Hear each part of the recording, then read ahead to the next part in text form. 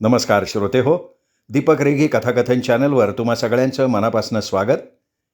श्रोते हो, आज तुम्ही ऐकणार आहात मोहना प्रभुदेसाई जोगळेकर यांच्या मेल्टिंग पॉट या कथासंग्रहातली कथा पिपासा. पण श्रोते हो, तत्पूर्वी तुम्ही जर आत्ता चॅनलवर पहिल्यांदा आला असाल किंवा अजूनपर्यंत तुमच्याकडनं चॅनल सबस्क्राईब करणं झालं नसेल तर एकच विनंती करतो, चॅनल सबस्क्राईब करा. ऐकूयात मोहना प्रभुदेसाई जोगळेकर लिखित पिपासा. असं अंग चोरून बसायचं नाही. गुमान उभं राहा माझ्यासमोर. असं. चल चल, उतरव कपडे अंगावरचे. रडायचं भेकायचं नाही. जीव नाही घेत आहे तुझा. ड्रामाबाजी बंद एकदम. मी सांगेन ते चाळे करायचे आणि चालू पडायचं दुसऱ्या सैनिकाकडे. समजलं काय? गोऱ्या कातडीच्या त्या माणसाकडे ती भेदरून पाहत राहिली. तो माणूस काय म्हणतोय तेच तिला कळत नव्हतं. त्यात त्याच्या हातातली बंदूक बघून तिला जोरजोरात ओरडावंसं वाटत होतं, पण तो सारखा काहीतरी बोलत होता आणि त्याच्या न समजणाऱ्या खाणाखुणांनी ती ओरडायचं विसरून वेंधाळ्यासारखी उभी होती. त्यालाही भाषेची अडचण जाणवत होती.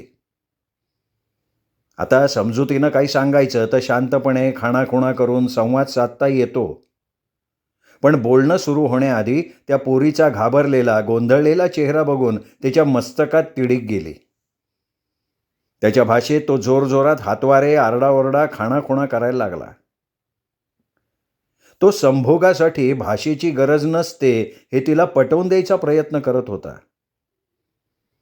तिच्या डोळ्यातले भेदरलेले भाव त्याला उत्तेजित करत होते. उंदीर मांजराच्या खेळाला एक प्रेक्षकही लाभला होता. त्याला मात्र त्याची कदर नव्हती. गाव सोडून तो सैन्यात आला तेव्हापासून शारीरिक उपासमार फारच वाढली होती. इतकी वर्ष बऱ्याचदा गावी जायला तरी मिळत होतं. यावेळेला थेट युद्धालाच भिडायचं त्यांच्या देशानं ठरवलं तसं चित्र बदललं. 6 महिने झाले तरी युद्ध सुरू होण्याचं नाव नव्हतं. घाबरला होता त्यांचा संरक्षण मंत्री. जगानंच विरोध करायला सुरुवात केल्यावर युद्धाची कळ दाबायला सारं सैन्य एकत्रित जमवूनही तो तयार नव्हता. दिवसा अंगाची लाही होईल एवढं तापमान चढणाऱ्या आणि रात्री गारठून अंग ताठ पडेल अशा या प्रदेशात प्रश्न होता तो किती महिने काढावे लागणार याचाच. पण ते निश्चित नव्हतं. युद्ध खरंच सुरू झालं तर या सैनिकी पोशाखातल्या देहाचं काय होणार ते काळच ठरवणार होता. त्यामुळे आता ताळतंत्र सोडून वागायचं हा त्याचा निर्धार होता. मजा मारायचा साला. कोणाला परवाय नाही तरी आपली. मेलो तर एक दिवस फोटो झळकेल सगळीकडे. आत्ता ओदो ओदो करतायत सैनिकांच्या नावानं. मीडियावाल्यांनी तर कहर केलाय. कोणाच्या तरी घरातल्यांना गाठतात आणि व्हिडिओ भेटच घडवतात त्या घरातल्या सैनिकाशी. अरे मग आणखीन जीव तळमळतो घरच्या आठवणींनी. 2 मिनिटं बघायचं आणि आय लव्ह यूचा धोशा लावायचा. सध्या भाव आहे. मेलो तर वर्षातनं एकदा करतीलच तो मेमोरियल डे साजरा आमच्या नावानं, की झालं. एक बायको आणि पोरं 4 दिवस अश्रू ढाळतील तेवढे. जागृत होणाऱ्या भावना टाळत त्यांनी समोरच्या काळ्याभोर शिल्पाकडे बघितलं. त्या पोरीबरोबर मजा मारायला बाकीच्या सैनिकांनी त्याला समजून एकांत दिलेला होता. खूप दिवसांची खुमखुमी काढणार होता तो. कोपऱ्यात उभ्या असलेल्या दुसऱ्या मुलीचं अस्तित्व त्याला जाणवलं नसतं तर तो पुरुष कसला. मुद्दामच त्यांनी तिची दखल न घेतल्यासारखं केलं होतं. मिळालेल्या संधीचा त्याला सिनेमा स्टाईलनं उपयोग करायचा होता, तरीही त्याची आशाळभूत नजर कायलचं शरीर भेदून आरपार शिरत होती. त्याच्या नजरेला ठळकपणे पडण्याआधी शरीर जेवढा आक्रसता येईल तेवढा आक्रसून घेत तिने थिजल्या नजरेनं पाय मुडपून स्वतःला अधिकच कोपऱ्यात रेटलं. आपलं अस्तित्वच नष्ट करण्याचा प्रयत्न ती होता होईल तेवढा करत राहिली. गुरगुरत्या पुरुषी आवाजानं कायलचा थरकाप उडाला. पायात मणामणाच्या बेड्या अडकल्यागत तिने आपला देह त्याच्यासमोर रेटला. आपल्याच वर्गातल्या शेवंताचा उघडा नागडा देह पाहताना तिने शर्मेनं मान खाली घातली होती, पण आता तिच्याच बाजूला उभं राहिल्यावर आपली अवस्था काय होणार हे तिच्या लक्षात आलं होतं. तरीही प्रतिकार करायची उर्मी तिला आवरता आली नाही. तिने शेवंताशी चाळा करणाऱ्या त्याच्या हाताचा जोरदार चिमटा घेतला. तो भडकलाच. थांब, तुला पण माझ्या चाखवतोच. दात ओठ खात त्याने तिचा शाळेचा पोशाख टराटरा फाडला. कायलने हाताने शरीर झाकायचा तोकडा प्रयत्न केला. आता 2 जीवांची मेजवानी त्याच्या समोर होती. कशाची पर्वा करायची गरज नव्हती. दोघींचा आक्रोश, सैनिकी पोशाख, त्याच्या वाटेकडे डोळे लागलेली त्याची बायको, मुलं, सगळं धुसर झालेलं होतं. उरला होता तो पशुसुद्धा बरा म्हणायची वेळ आणणारं वर्तन तो करणार होता आज. पहिल्यांदाच दाखवत असलेलं हे पुरुषीपण जरा जास्तच होतंय हे त्याला पटत होतं. तो इतका वाईट नाही असं त्यालाच आतून कोणीतरी सांगत होतं, पण वासनेनं त्याच्या मनाचा तोल ढळलाच. युद्ध संपेल म्हणून गेले 6 महिने शरीर खितपत पडलंय एका सैनिकाचं. जागा होणारच ना ते. माणसाचंच लक्षण म्हणायचं असतं त्याला. पण या पोरींनी जरा जाणीव दाखवली असती तर ही वेळ कशाला येईल. समजुतीचा मामला असला की बरं पडतं. प्रेतासारख्या थंड उभ्या आहेत दोघी. एकदम त्याचा पारा चढला. मी नाही तुम्हाला इथे बोलवलेला. मेजरनीच सांगितलं आम्हाला की पैसा फेकला की तुमचा समाज पोरी पुरवतो. त्यांनीच केली ही व्यवस्था आणि तुम्ही काय चालवला हा तमाशा. बा झालं आता रडणं भेकणं. नीट वागला तर मी सुद्धा प्रेमानं वागेन, नाही तर माझा सैनिकी खाक्यात दिसेलच. दोघींच्या अंगावर धावलाच तो. त्यांना मारत, आडवत इडवत उडवत आळीपाळीनं त्यांनी त्या दोघांना उपभोगलं, सुख ओरबाडलं. 50,000 सैनिकांचा तो फक्त एक प्रतिनिधी होता. गेले 6 महिने नुसतीच प्रतीक्षा चालली होती. सुरुवातीचे दिवस बरे गेले म्हणा. वातावरणातला बदल, वेगळं अन्न, सगळ्याची बदललेली चव बरी वाटत होती. पण काही दिवसातच नाविन्य संपलं. रटाळ कंटाळले पण भरून राहिलं सर्वत्र. आता युद्ध सुरू होण्याची वाट पाहण्याव्यतिरिक्त काहीच उद्योग उरला नाही. त्यांचा देश पुढारलेला. ईमेल, व्हिडिओ टेप अशा अत्याधुनिक सोयींनी घरच्यांशी संपर्क होता, पण ह्याच गोष्टी मनाचा ताबा ढासळवून टाकणाऱ्या ठरत होत्या हे कोण सांगणार त्यांच्या देशातल्या प्रसार माध्यमांना. तिथं चेकाळल्यासारखी देशभक्तीच्या भावनेनं सैनिकांचं मनोबळ वाढवायच्या प्रयत्नात होती. आधीच भौतिक सुखाला सरावलेल्या सैनिकांना या वातावरणात रुळणं कठीण पडत होतं. प्रशिक्षण वेगळं आणि प्रत्यक्ष रणभूमी निराळी. खाण्यापिण्याच्या वेगळ्या सवयी, आजारपणं, वैफल्य याच्या जोडीला विषयवासनेनं उद्दीपित झालेल्या सैनिकांना आवरण्यासाठी शेवटी मेजरला अतिशय धाडसी पाऊल उचलावं लागलं. हवेत मातीचा धुरळा उडवत 4 जीप गावात शिरल्या तशी तिथली शांतता ढवळून निघाली. भटकणारी काही पोरं गाड्यांच्या मागे धावत सुटली.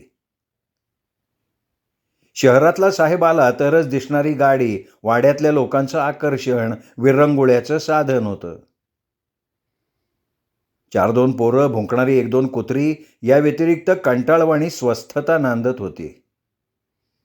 वातावरणात कसलीही हालचाल नसलेलं ते गाव सुस्तावल्यासारखं भासत होतं. वाडीतल्या गर्दलाल विटांच्या झाडीत वसलेल्या घरांसमोरही तसाच आळसावलेला कंटाळा जाणवत होता. दुपारची निवांत वेळ. कामधाम आटोपून मिश्री लावत बायकांचा आराम चालला होता. ही वेळ त्या सगळ्यांच्याच आवडीची. पुरुष शेतावर नाहीतर रोजंदारीत गुंतलेले, पोरीबाळी टेकडीवरच्या शाळेत अडकलेल्या. जेवण खाणं आटोपलं की गप्पा मारता मारता गोधड्या शिवत बसणं हा नेहमीचा उद्योग. नीनानं या गोधड्या शहरात नेऊन विकल्या की थोडेफार पैसेही मिळत. जेमतेम 4 महिनेच त्यांना मिळत. एकदा का बर्फ पडायला सुरुवात झाली की 4 भिंतींच्या आत राहणं सक्तीचं, मग सगळं ठप्प, अगदी कोंडल्यागत. त्यामुळे जीवघेणा उकाडाच बरा वाटायचा. निदान एकत्र बसून गप्पा मारत मारत गोधड्या शिवण्याचं काम चालू राहतं. आता तर लोणची मसाले सुद्धा एकत्र बसून एकाच ठिकाणी करायचे असं त्यांनी ठरवून टाकलेलं होतं. गप्पा होतात, कामाचा थकवा जाणवत नाही. मुलं पण शाळेत गेलेली. 4 खाणांची टेकडीवरची शाळा म्हणजे बायकांची संजीवनी होती. शहरातले इनमिन 2 शिक्षक 4-5 वर्ग चालवत होते. गावातल्याच एका दोघांच्या घरी तो शिक्षक वर्ग राहायचा. 4 महिने शिकवायचं. बर्फ पडायला लागला की गावाचा संपर्क तुटायचा जगाशी. त्याच्या आधी शाळा बंद करून शिक्षक शहरात परतत. गावाकडून दोन्ही शिक्षकांना प्रेमाची वागणूक मिळे. त्यामागे पोरं बाळं लिखापडी करून शहराचा मार्ग धरतील, आपल्या नशिबी 2 वेळची रोटी तरी येईल ही भावना तर होतीच. पण पोरं शाळेत गेली की 4 क्षण निवांत घालवायला मिळतात, सुखदुःख उगळता येतात, यातलं समाधान अधिक होतं. आजही गप्पा चांगल्याच रंगल्या होत्या. नीनानं नेहमीप्रमाणे काहीतरी नवीन योजना त्यांच्यासमोर मांडली होती. तिचा उत्साह, हुशारी सगळ्या गावाला नेहमी थक्क करून जायची. बुकं न शिकता ही एवढी हुशार कशी हे त्या वाडीच्या दृष्टीनं कोडच होतं. पण तिला कोणी विरोध केला नाही. झालाच तर फायदाच झाला होता सगळ्या वाड्यांना तिच्या नवीन नवीन योजनांचा. शाळासुद्धा तिच्याच पुढाकारानं चालू झाली. मुलांना शाळेत पाठवून काय करायचं असं विचारणाऱ्या बाया बापड्यांना तिने पोरांच्या कचाट्यातून कशी सुटका होईल ही लालूच दाखवली. नंतर मग सगळे फायदे आपोआप लक्षात आले होते प्रत्येकाच्या. आत्ताही उत्साहानं ती काहीतरी बोलत होती, तेवढ्यात तिच्या कानावर कसलासा आवाज आला. त्यानंतर जोरजोरात आरडाओरडा. क्षणभर हृदयाचे ठोके थांबल्यासारखं वाटलं नीनाला.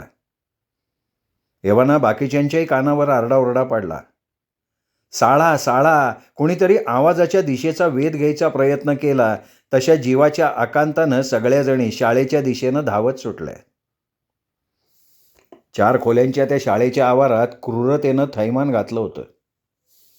आरडाओरडा, रडारड, पळापळ आणि हातात बंदुका घेतलेली 2-4 अनोळखी माणसं, एवढंच दृश्य अंगावर काटा आणणारं होतं. बंद ट्रकमध्ये टिपलेल्या मुली बंदुकीच्या नळीनं ढकलल्या जात होत्या. आक्रोश, आरडाओरडा, जीपच्या टायर्सनी उडवलेले धुळीचे लोट आसमंत लालसर करून टाकत होते. आपापल्या मुलींना शोधता शोधता प्रसंगावधान राखून जिची सुटका करता येईल तिला हाताला ओढून बाजूला काढत होत्या सगळ्याजणी. थरथर कापणाऱ्या नीनाचे डोळे कायलला शोधत होते. दरम्यान 2-3 बायकांना झाडाच्या मागे आडोशाला धाडलं तिने. बाजूला ओढून घेतलेल्या मुलींना ती तिकडेच ढकलत होती. त्या दोघी मग हळूच बंदूकधारी माणसांना चुकवून उतारावरनं लपत छपत त्या मुलींना वाडीकडे जायला मदत करत होत्या. पण किती? 2-4 मुलींना सोडवता आलं. बंदुकीच्या नळ्या त्या माणसांनी आता या बायकांच्या जमावावर रोखल्या तशी त्यांना माघार घेणं भागच होतं. तेवढ्यात घामानं थपथपलेल्या कायलच्या वर्गाच्या दाराच्या आडचे डोळे नीनाच्या दृष्टीला पडले तशी ती कायलच्या दिशेनं पळाली. ती कायलपर्यंत पोचेपर्यंत अंगा खांद्यावर पडलेल्या दंडुक्यांच्या माराची तिला पर्वा नव्हती. पण ती कायलपाशी पोचून तिचा हात धरणार तोच बंदुकीचा दस्ता तिच्या डोक्यावर एवढ्यांदा बसला की ती कोसळली. अवघे 40 सेकंद.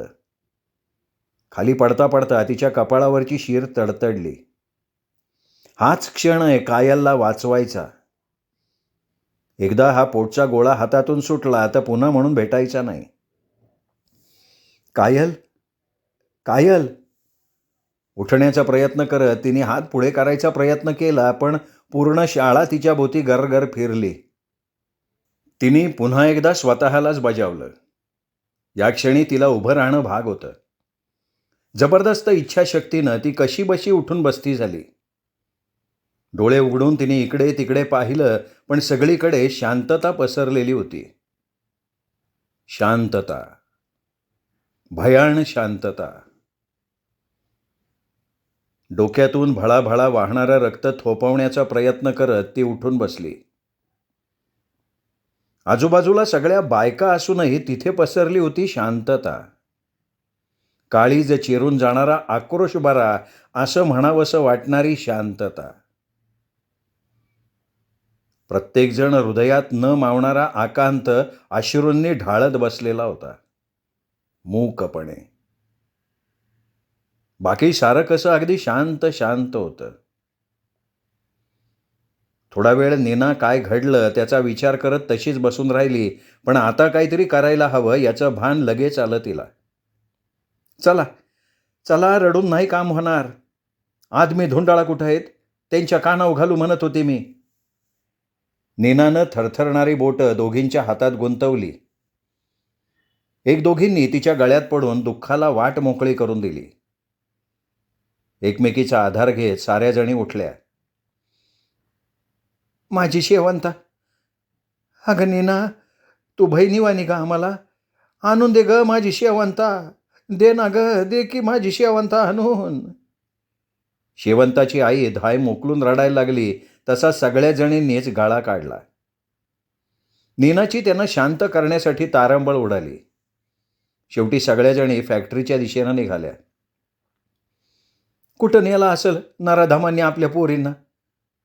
कुठं शोधायचं त्यांना? कसं आणणार परत त्यांना? कोण होती कोणती माणसं? आणि बंदुका गावल्या कुठं? प्रत्येकजण नीनालाच जाब विचारत होती. प्रत्येकीलाच आपल्या पुरुषाला काय जाब द्यायचा या चिंतेनं घेरलं होतं. मले काय बी माहीत नाही ग बाई. बंदुका होत्या सगळ्यांजवळ. पोरी पलवल्या म्हणजे पोलिसांकडे जायला लागल एवढंच माझ्या ध्यानी येतंय बघ. टकली न ग उठवू कोणी माझी. आणि पोलिसात जायचं तर किती घंटे लागतील कोणाला ठाव. नीनानं बायकांचं बोलणं थोपवलं. बापाय माणसाला धाडू, मिट्ट का लोक पडल वापस यायची माझी. कसा पायी या शाळा सुरू केल्या मास्तर न देव जाणं. तुझ्या मुलं झालं हे रामायण. रूपा कावल्यागत पुटपुटली तसं नीनानं तिला थोपवलं. तू सबूत बोलायची कोशिश काय उगा करती वय? साळची कोण पोरांनी आपल्याला बी अक्कल दिलीच की. या प्रसंगातून निभवायला पण त्याचाच उपयोग होईन. पोरांकडनं 4 अकलाच्या गोष्टी शिकलो त्याचा उपयोग होणार का नाही? नीनाचं म्हणणं पटल्यासारख्या सगळ्या जणींनी माना डोलवल्या आणि त्या छोट्याशा गावातल्या कारखान्यासमोर पोचण्यासाठी धावपळ उडाली. आजूबाजूच्या वाड्यातले सगळे पुरुष इथेच कामाला होते. दिवसपाळी रात्रपाळी आटोपली की दारूच्या अड्ड्यावर धिंगाणा घालणं हे सगळ्या वाड्यातल्या पुरुषांचा आवडता उद्योग. पुरुषांनी कामावरून दारूच्या अधीन व्हायच्या तिथे पोचणं भाग होतं. दारवानानं पांडेवाडीतल्या बायका आल्याचं सांगितल्यावर पुरुष धावत बाहेर आले. सगळ्या बायका एकदम का आल्या असाव्यात हाच विचार त्यांच्या मनात घोळत होता. रडत भेकत बोलणाऱ्या बायकांना नीनाने आवरलं. काय झालंय हे तिने समजावून सांगितलं. बायकांना जबरदस्तीनं परत पाठवून पुरुषांनी पोलीस चौकीच्या दिशेनं धाव घेतली. फॅक्टरीभर ही बातमी वाऱ्यासारखी पसरली. वाड्यावाड्यातले पुरुष मुलींचा शोध घ्यायला इकडे तिकडे पांगले. पोलीस चौकीत तक्रार नोंदवून शक्य तिथे शोधण्याचा प्रयत्न करून वाडीतल्या लोकांना यायला मध्यरात्र उलटली. कुणाला काही अंदाज करता येत नव्हता. पुन्हा हे असं काहीतरी पहिल्यांदाच घडत होतं. त्या भागातल्या वाड्यावाड्यांमध्ये तसा सलोखा होता, त्यामुळे वातावरण शांतच असायचं. काही कुरबुर असली तर पंचायत होतीच. आत्तापर्यंत भर दिवसा शाळेवरच धाड घालून मुलींना पळवून नेण्याची ही पहिलीच घटना. गाव सुन्न झाला. शाळेतल्या 15 मुली नाहीशा झाल्या होत्या. तरीही वाडीतली शाळा मात्र नीनाने बंद पडू दिली नव्हती. तिने वाडीतल्या बायकांची समजूत घातली. आळीपाळीनं बायका, मुलं दंडुके, दगड घेऊन जवळपास लपून बसत होते शाळेच्या. पण तरीही शाळेमधली हजेरी कमी होत चालली होती. पुन्हा गेलेल्या मुलींचा शोध लागायचा होताच. आता हे नित्याचं होत चाललं होतं. दर 8 दिवसांनी कुठल्या तरी वाडीवरची शाळा लुटली जायची की पुन्हा तोच आक्रोश, तोच शोधाशोध आणि नंतर सगळीकडे रिक्त पोकळी मन. शहरातली गुंडगिरी गावाच्या उंबरठ्यापाशी पोचली होती. रात्र विचार करून नीनाची राया गेली. कायलच्या बापाने तर पोरीचं नावच टाकलं. आता ती परत आली काय किंवा नाही काय त्याच्या दृष्टीनं सगळं सारखं. तिच्या नावाने आंघोळ करून सुद्धा तो मोकळा झाला. नीना, तू बी सोडून दे पोरीचा विचार. एक बी पोर परत गावली नाही गावाला. 6 महिने होतीन. पोरी फकस्त चालले आहेत गावातनं. सदानं नीनाला समजावण्याचा प्रयत्न केला तशी ती चावताळली. भाड्या, लाज नाही वय तुला भाड्या? तुझी पोरगी कसातून जातीय ते बघ माझ्या राजा. तो गप्प झाला. आपली बायडी येता जाता उखडलेली का असते हे बिचाऱ्याला कधी उलगडलंच नव्हतं. शेजारच्या वाडीतली ही मुलगी लहानपणापासून अशीच. सगळ्या वाड्यात तोंडाळ म्हणून ओळखली जायची. येता जाता तिच्या दादल्याचं काय होणार लग्न झाल्यावर ही चिंता व्यक्त करायचा प्रत्येकजण. पण एकीकडे सगळ्यांना तिचं कौतुकसुद्धा होतं. बंडखोर उद्योगिनींना कुठल्याही बाबतीत पुढाकार घ्यायला तयार असायची. तो तिच्या याच गुणावर भाळला होता. मामाच्या मागे लागून या मुलीशी त्यांनी 25 वर्षांपूर्वी सोयरीक जमवली तेव्हा वाड्यातल्या प्रत्येकानं त्याला तो निखारा पदरात बांधतोय असं म्हणून समजावण्याचा प्रयत्न केला होता. पण पुरुषांना काय पदर असतो का निखारा बांधून घ्यायला, असा विनोद करत तो ठाम राहिला होता. पुढे मागे होईल शांत असं स्वतःला समजावत तो तिच्या स्वभावातल्या तिखटपणाचं मनातनं कौतुक करत असे. पण नीना तशीच राहिली. हळूहळू वाडीनेही तिचा स्वभाव स्वीकारला. कुठल्याही कठीण प्रसंगातनं बाहेर पडायचं तर वाडीसाठी नीना नक्कीच तिथे असणार हे प्रत्येकाला माहिती होतं, अपेक्षितही होतं. आत्ताही तिचं बोलणं त्याला झोंबलं तरी नवीन नव्हतं. नीनाचे विचार, तिची कृती सगळ्यात कुठेतरी बंडखोरपणा असतो हे त्याला परत नव्यानं जाणवलं. तो थोडा वेळ शांतपणे पडून राहिला. ती त्याच्याकडे नजर लावून बसली. नाही सगळं थांबवणार आहे मी. ती पोर काय खुशीनं गेली? मी रान उठवणार. सगळ्यांना जाग केल्या बिगर राहणार नाही मी. पोरीचा शोध असा गुमान बसून नाही लागायचा. कर काय करणार ते, माझ्या मागं लागू नको म्हणजे झालं. ती माझी बी पोर आहे आणि मला बी काळीज आहे एवढं ध्यानात ठेव बरीक. मग काल जाऊ दगड ठेवल्यागत कसा पाय वागणं तुझं? मनातला प्रश्न ओठावर येऊ न देता त्यांनी विषय संपवला. 6 महिने झालं. कोणी बी गावात येतं, बंदूक दावतं आणि घेऊन जातं आपल्या पोरींला. आपण शोधत राहतो. पोलीस येतात निवांत. त्याच्यानंतर काय? चालत बी जायला तयार नाही कोणी आता. आपणच शोधून काढायला हवं ही माणसं कोण आहेत ते. उगे राहून नाही चालणार. नीनानं वाडीतल्या पारापारावर भाषणं द्यायला सुरुवात केली. कधी गावच्या गाव लोटायचा तर कधी पडेल चेहऱ्यानं ती घरी परतायची. शेवटच्या वाडीपर्यंत पोचेपर्यंत तिने 4-5 तासाची पायपीट केलेली असायची. हळूहळू नीनाबरोबर काम करणारे हात वाढले. कुठल्या वाडीतनं येऊन लोक दुःख मोकळं करायला लागले. आठवड्यातून एकदा वाडीतल्या पारावर बसून ती शोधकामाचा आढावा घ्यायला लागली. आणि अचानक एक दिवस रामवाडीतल्या ठाकूरानं तिच्या घराचा दरवाजा ठोठावला. कॅमेरा घेतलेल्या माणसाला बघून तिला आपला अचंबा पदरात लपवून टाकला. तिची धडपड, मुली हरवलेल्या लोकांचा आक्रोश सगळं काही त्या कॅमेऱ्यात बंदिस्त झालं. गावातल्या तरुण पोरांनी तिचा कुठल्या ना कुठल्या वर्तमानपत्रात आलेला फोटो दाखवायला गर्दी केली तेव्हा ती मात्र एकच प्रश्न पुन्हा पुन्हा विचारत राहिली की पुढं काय? काय होणार काय या फोटोनं बातमीनं? पोरी परत येणार आहेत का? शोधणार आहेत का त्या आपल्या पोरीसनी? फोटो आला पेपरात म्हणून गुमान बसून चालणार नाही, काहीतरी आणि करायला पाहिजे. अचानक तिला धागा सापडला. तिची मुलाखत घ्यायला आलेल्या वार्ताहरानं तिला विचारलं होतं की ती पंतप्रधानांकडे गाऱ्हाणं घेऊन जाणार का.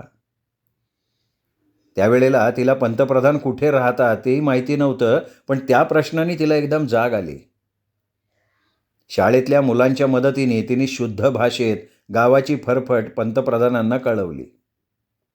आता पुन्हा तिच्या आशा पालवल्या होत्या. राहून राहून तिला वाटत होतं, एवढा अख्खा देश या माणसाला पंतप्रधान करतो म्हणजे त्याच्या इशाऱ्यावर नक्की कामं होत असणार. ती दर 15 दिवसांनी येणाऱ्या डाकेनं पंतप्रधानांच्या पत्राची वाट बघत राहिली. 2 महिने झाल्यावर प्रयत्न निष्फळ ठरला या जाणीवेनं निराश झाली. तिच्याबरोबर अथकपणे काम करणाऱ्या वाड्यामधल्या लोकांना तिची निराशा पाहवत नव्हती. कुणीतरी तिलाच पंतप्रधानांकडे भेटायला पाठवू अशी कल्पना व्यक्त केली आणि ती त्या कल्पनेनं झपाटली. पंतप्रधानांपर्यंत पोचायचंच हा निर्धार तिने वाडीवाडीतनं व्यक्त केला. त्यांनीही तिला निराश केलं नाही. पैन पै जमवून तिला राजधानीत पाठवलं. सतत 2 दिवस ती पंतप्रधानांच्या निवासस्थानावर बसून राहिली. त्यांची भेट मिळाली नाही तर वर्तमानपत्र, दूरदर्शनवरनं सतत मिळणाऱ्या प्रसिद्धीने आपलं काम होणार हे समजण्या इतपत खेड्यात वाढलेली नीना नक्की चलाक होती. पंतप्रधानांच्या भेटीशिवाय ती परत आली तरी देशाला नाहीतर मुली पळवून नेणाऱ्यांना काहीतरी हालचाल करावी लागेल याची तिला खात्री होती. आणि गावाला तिच्याबद्दल प्रचंड विश्वास होता. तिच्या अविरत प्रयत्नांना यश म्हणून की काय अचानक नीनाला भेटीसाठी शहरातून सांगावा आला. गावात चेतना जागृत झाली. वर्तमानपत्रातल्या प्रसिद्धीने गावाला आवाज मिळवून दिला. नीनाने ताबडतोब होकार कळवला. गाव तिला एकटीला पाठवायला तयार नव्हतं, पण पर्याय नव्हता. तिला एकटीलाच भेट मिळेल हे आधीच स्पष्ट करण्यात आलं होतं. पुन्हा वाडीवाडीत तिने सभा घेतल्या. गावाबाहेर वाटाघाटी करून योजना तयार झाली. बघता बघता भेटीचा दिवस उजाडला. काळ्या रंगाची मोठी गाडी गावाच्या वेशीबाहेर उभी होती. अख्खा गाव तिला निरोप द्यायला उभा होता. बुरखा घातलेल्या चालकानं तिच्या पुढ्यात फडका टाकला, डोळ्याला घट्ट बांधायला लावला. पट्टी बांधता बांधता तिने निसटता अश्रू सांभाळत सदाकडे बघितलं. त्याची मूक नजर तिच्या काळजावर चरा उमटवत गेली. ती कुठे चालली आहे, तिचं काय होणार, मुलींना ती आणू शकणार आहे का, कशाचीही तिला अंधुकशी सुद्धा कल्पना नव्हती. कायलसाठी, बाकीच्या मुलींसाठी ती परत आली नाही तरी हे काम चालू ठेवायला तिने सदाला बजावलं होतं. त्यांनीही तिचा हात घट्ट दाबत मूक संमती दर्शवली होती. शांत, कोणाच्या आध्यात मध्यात नसणारा सदा तिचं काही बरं वाईट झालं तर तग धरू शकेल का याचीच तिला शंका होती. त्यामुळे मुलींचा शोध घेण्याचं काम नक्की त्याच्यासारख्या माणसाचं नाही याची जाणीव असून सुद्धा त्यांनी मोडता तर घातला नाही ना, या समाधानात ती गाडीत जाऊन बसली. गाडीच्या काळ्या खिडक्यांपलीकडचं जग आता तिला दिसत नव्हतं. किती वेळ आपण गाडीत बसलो हेही तिला उमजलं नव्हतं, पण काही तास नक्कीच गेले होते. कोवळी उन्हं रणरणीत झाली होती. चालकानं गाडीतनं उतरून तिला मूकपणे चालण्याची खूण केली. छोट्याशा झोपडी वजा खोलीत ती शिरली. उन्हामुळे डोळ्यांसमोर एकदम अंधार आला. त्यात बरेच तास बांधलेल्या पट्टीमुळे तिला नीट दिसायला काहीसा वेळच लागला. खोलीतलं दृश्य पूर्ण दिसायला लागलं आणि सैन्याच्या कपड्यातल्या माणसांना बघताच तिला सगळा उलगडा क्षणात झाला. अख्खी दुनिया तुम्हा संघ पाराधना करतं तर हे धंदे तुमचं वय? इतकी जवळ आहे हद आणि आम्हाला संशय बी नाही आला तुम्हा लोकांचा? अरे देशापायी लढणारी भली माणसं म्हणतो आम्ही तुम्हाला, आणि हे असले उद्योग वय तुमचे? बाई शांत व्हा, या खुर्चीवर बसा. तिच्यासाठी भाषांतर करणाऱ्या वाडीतल्या श्यामच्या अंगावरती चवताळून धावली. तिथल्याच सैनिकानं तिला अडवलं. जबरदस्तीनं त्या सैन्याच्या अधिकाऱ्याच्या समोर बसवलं. माझ्या पोरी कुठे आहेत आणि कसा पाय तुम्ही घेऊन गेले त्यांना, ते बी मला कळलं पाहिजे. तीव्र कटाक्ष फेकत तिने त्या अधिकाऱ्याला विचारलं. बाई, आम्ही बोलवलंय तुम्हाला. मला पाहिजे तेवढीच माहिती देईन आणि तुम्ही आवाज कमी करून बोललात तर चांगलं. शांततेनं बोलणी पार पाडावीत ही अपेक्षा आहे माझी. अरे तुझ्या बाला सांग की शांत व्हायला. मला बी नाही चालत असलं बोललेलं. पर येल आली तर बोलती मी या भासत. हां, नीनाने त्याला प्रत्युत्तर केलं. आधीच आकाश पाताळ एक करून तुम्ही आमची झोप उडवली आहे. मी आपली बोलणी शांततेनं पार पाडावीत या अपेक्षेनं तुम्हाला बोलावलं आहे. तुम्हाला हे मान्य नसेल तर तुम्ही परत जाऊ शकता. अधिकाऱ्याचा रागरंग ओळखत नीनानं पडतं घ्यायचं ठरवलं. ती एकदम गप्प झाली. हो, आम्ही तुमच्या मुली वापरतो सैनिकांसाठी. आता लवकरच वर्ष होईल आम्हाला आमच्या देशातून आलेल्याला. युद्ध सुरू व्हायची चिन्ह नाही आहेत. युद्धाची वाट बघत किती दिवस भावना काबूत ठेवणार आमचे सैनिक? शरीर धर्म कुणाला चुकलेत का? अहो ते काय पण असन. आमच्या पोरी कसा पायी वापरता तुम्ही? शहरात पाठवा त्यांना, तिथं मिळतात की तस्या बायका. नीनाला त्या अधिकाऱ्याच्या बोलण्याचा रोख कळत नव्हता, पण त्यांनी तिला एकदम थांबवलं. कशासाठी? कशासाठी? आम्ही तुमच्या मुलींसाठी पैसे मोजतोच की. मला समजत नाही, सगळा मामला खुशीचा असताना पेपरवाल्यापासून पार तुमच्या पंतप्रधानांपर्यंत पोचण्याचा आटापिटा का केला तुम्ही? तुम्ही काय साध्य केलं असं करून याचं उत्तर हवं आहे मला. मुलींची किंमत कमी वाटत असेल तर सांगा, करू काहीतरी व्यवस्था. हे यार तू काय बोलून राहिला? मला तर काय बी उमस पडत नाही. कुठल्या पैकाची भाषा करतो रे तू? आम्हाला काय पैका मिळाला नाही आणि असला पैका आम्हाला नगच आहे. आणि कोणी बी खुशीने नाही गेलेलं. बंदुकीला घाबरलं ते. पैका दिला म्हणा. आम्ही काय पैक्यासाठी पोरी बालींची शरीरं विकणारी माणसं नाही साहेब. सगळ्या पोरीसने गुमाना नाही तर. काही क्षण गेले. सैन्यातल्या त्या अधिकाऱ्याला नव्यानंच सगळा उलगडा झाल्यासारखा त्याचा चेहरा लालबुंद झाला. तो ताडकन उठला. बाजूला उभ्या असलेल्या माणसाच्या कानात पुटपुटला आणि ताड ताड पावलं टाकत चालता झाला. क्षणभरात एक माणूस 8-10 मुलींना घेऊन तिच्या समोर येऊन उभा राहिला. सगळ्या गोऱ्या कातडीमध्ये तिच्याच रंगाचा तो माणूस बघून नक्की काय चाललंय याची पुसटशी कल्पना तिला यायला लागली होती. ती खवळली. कोणाचा रे तू? तू पुरवतो पोरी या गोऱ्या राक्षसांना? पैका करतो तू आणि ते म्हणतात आम्ही खुशी खुशी देतो आमच्या पोरी त्यांना? दात ओठ खात तो तिच्याकडे बघत राहिला. तेवढ्यात तो अधिकारी परत आला. इथल्या कॅम्पवरच्या मुली ताब्यात घ्या बाई.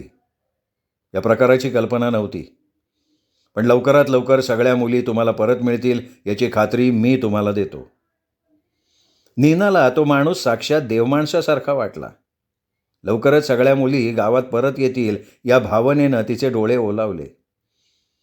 साहेबा, साहेबा विश्वास ठेवायचा का नाही तुझ्यावर ते मला ठावं नाही, पण तुझा सबूत तू पालशील असा हाय वाटतं मला. तुला ह्यो चालला होता तो प्रकार खाल्ला नव्हता, पण आता सारं ठाव झालंय तुला. तू सगळ्या पोरींना परत पाठव. अरे मायबापाचं दुवा मिळतील तुला. अधिकारी काहीही न बोलता निघून गेला. नीना 8 मुली घेऊन परतली. सगळा गाव तिच्या भोवती जमा झाला. ओलावल्या डोळ्यांनी तिने ज्याच्या त्याच्या मुली त्यांच्या त्यांच्या ताब्यात दिल्या. मायलेकरांची गळाभेट डोळे भरून पाहिली. सदाबरोबर ती घरात शिरली आणि हुंदक्यांनी तिचं शरीर गदगदलं. त्या मुलींमध्ये मी कादलला शोधत होते. ती दिसली नाही तसं मन लय उदास झालं. कसा पाय करती आम्ही ही वन उपयोग नसेन तर. सदानं तिच्या मनावर फुंकर घातली. हे बघ तुझं काम वाया नाही जाणार. काय याला आपल्याला गावलंच. पण आज किती जणांचं दुवं मिळालं तुला. अगं त्या बी आपल्या लेकीच आहेत ना. पोरी कुठं आहेत एवढं कळलं ना, मग पुढं लय सोपं आहे आता. नीनाला तिच्या कामाला या सुटकेनं अफाट प्रसिद्धी मिळाली. सैन्याविरुद्ध दलालाविरुद्ध पावलं उचलण्याची सरकारनं ग्वाही दिली. देशाच्या संरक्षण मंत्र्यांनी तिची जाहीर माफी मागितली. मुलींच्या सुटकेचं आश्वासन दिलं. गाव नीनाबरोबर स्वतःवर सुद्धा खुश झालं. मुलींच्या वाटेकडे डोळे लावून बसलं. परत आलेल्या मुलींचा आनंद त्यांच्याबरोबर जगानं साजरा केला. सैनिकांनी केलेले अत्याचार ऐकताना मुलींबरोबर सगळे गळ्यात गळे घालून रडले. नीना प्रत्येक मुलीला वाडीतून फिरवून तिच्या यातना व्यक्त करायला सांगत होती. त्यानिमित्तानं आणखीन हात एकत्र येतील, मिळणाऱ्या प्रसिद्धीमुळे सरकार जागं होईल, या अपेक्षेत होती ती. पण वाटलं तेवढं सोपं नव्हतंच काही. मुली बोलायला तयार नव्हत्या. आईवडिलांना त्यांच्या हळव्या मनावर फुंकर कशी घालायची ते समजत नव्हतं. आपल्या मुलीचं लग्न कसं होणार या विवंचनेत होते घरातले. त्यात भर म्हणून त्यातल्या एका मुलीला दिवस गेले. लक्षात आल्यावर वाडी बेचैन झाली. पळवून नेलेल्या मुली सगळ्यांचं दुःख होतं, तरी अशा परिणामांची कोणाची मानसिक तयारी नव्हती. सैनिकांनी केलेले अत्याचार परवडले इतकं लाजिरवाणं वाटतं त्या मुलीला. वाडीत कुजबूज चालू झाली. कुजबूज वाढली आणि वाडीने संगनमतानं त्या मुलीला जाळून मारून टाकलं. त्या दिवशी मध्यरात्री हा प्रकार कानावर घालायला 10 मैल धावत आलेल्या कांताचा चेहराच नीनाला दुसऱ्या लढाईची सुरुवात सांगून गेला. नीना पेटून उठली, स्वतःवरच उसळली. हे असं काही होऊ शकतं याचा विचार का केला नाही म्हणून स्वतःला दोष देत राहिली. सरकारने आश्वासन पाळलं नव्हतंच. ना सैन्यावर कारवाई झाली ना त्या दलालावर. भरीत भर म्हणून परत आलेल्या मुलींच्या सुरक्षिततेची काळजी हा मोठा प्रश्न तिचं काळीज पोखरून काढत होता. आपल्याच पोटच्या गोळ्यांना त्यांचा दोष नसताना आयुष्यातनं उठवणं म्हणजे सैनिकांच्या अत्याचारापेक्षाही भीषण आहे. असं काही घडलं तर साऱ्या गावानं एकत्रित मार्ग काढायला हवा. पण जीव घेणं हे माणुसकीचं लक्षण नाही हे समजण्यासाठी ती वाड्यावाड्यातून फिरत रक्ताचं पाणी करत राहिली. मुलींच्या सुटकेचे प्रयत्न चालूच होते. आता तिने थेट गोऱ्या लोकांच्या राष्ट्राध्यक्षांनाच पत्र पाठवलं. ते पत्र पोचण्याआधी प्रसारमाध्यमांनी तिचं गाऱ्हाणं त्या देशातल्या जनतेसमोर मांडायला सुरुवात केली. अस्वस्थ मनानं ती वाट बघत राहिली. तिकडून हालचाल होण्याआधीच सीमेवरनं तिला पुन्हा बोलवणं आलं. तिच्या अंगावरच काटा उभा राहिला. पुन्हा एकदा गाव तिच्या पाठीशी उभं राहिलं.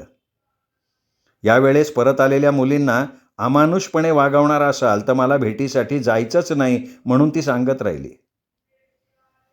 तिच्यावर अवलंबून असलेल्या मुलींची वाट पाहणाऱ्या गावकऱ्यांच्या माना लाजेनं झुकल्या.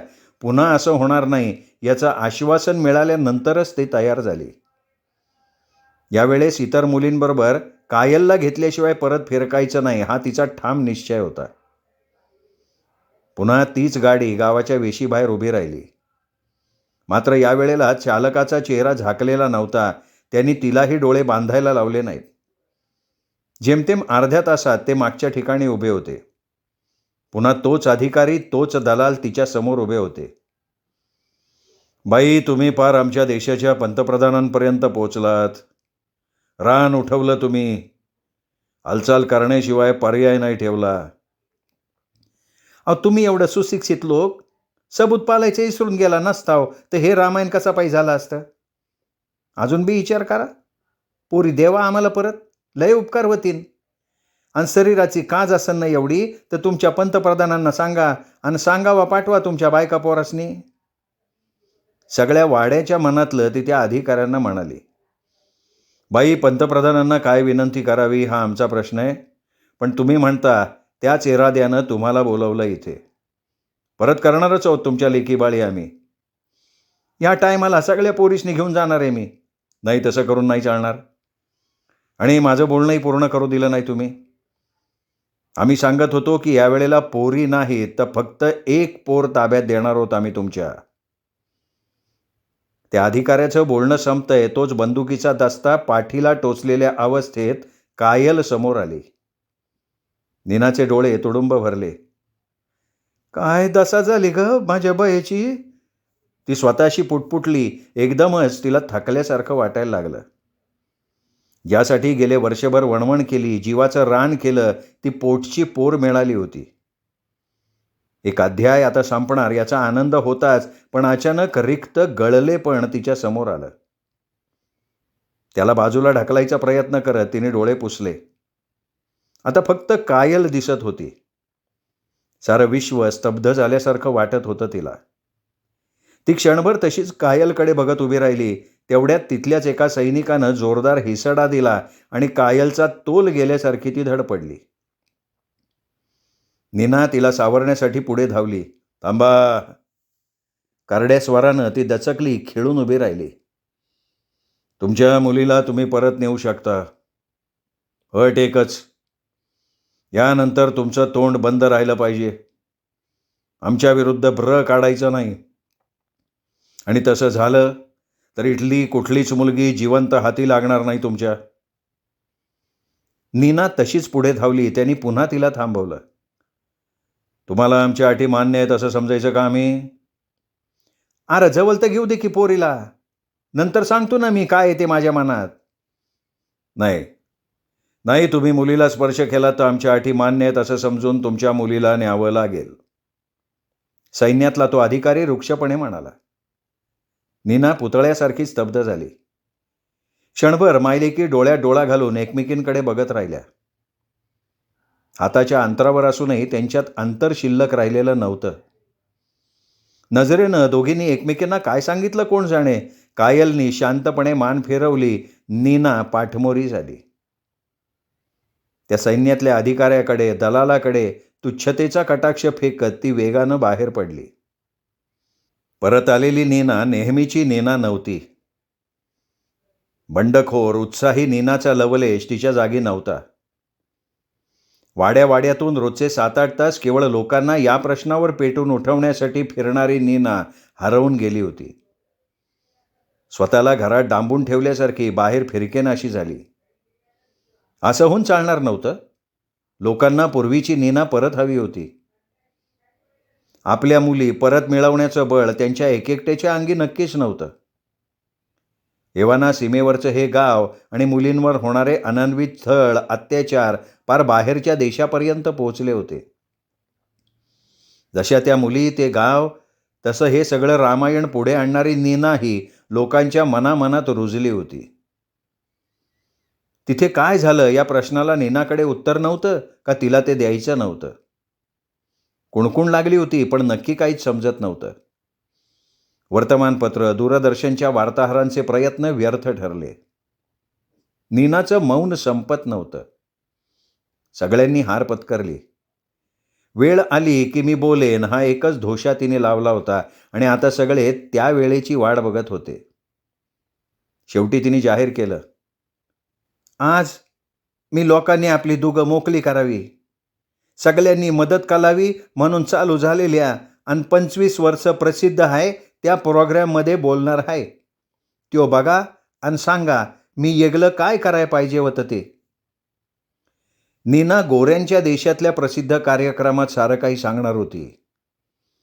तिच्या गावासाठी या शोचं खास सॅटेलाईट प्रक्षेपण होणार होतं. किंबहुना तिचं बोलून झाल्यावर गावातल्या लोकांच्या प्रतिक्रिया काय हेही हा कार्यक्रम लगेच दाखवणार होता. गावकऱ्यांना जशी काय घडलं ते ऐकायची उत्सुकता होती, तशी तिच्या माणसांना सगळं ऐकल्यावर काय प्रतिक्रिया होतील या शंकेनं नीना अस्वस्थ होती. वरवर बघता ती शांतपणे बसली होती. जगातले लाखो लोक आज तिला पाहत होते. तिच्या कर्तृत्वाची गाथा माहितीपटानं संपली. कॅमेरा तिच्याकडे वळला. तिची अश्रू भरल्या नजरेनं प्रेक्षकांचा जीव हेलावला. कॅमेऱ्याकडे स्थिर नजरेनं बघत ती बोलत राहिली.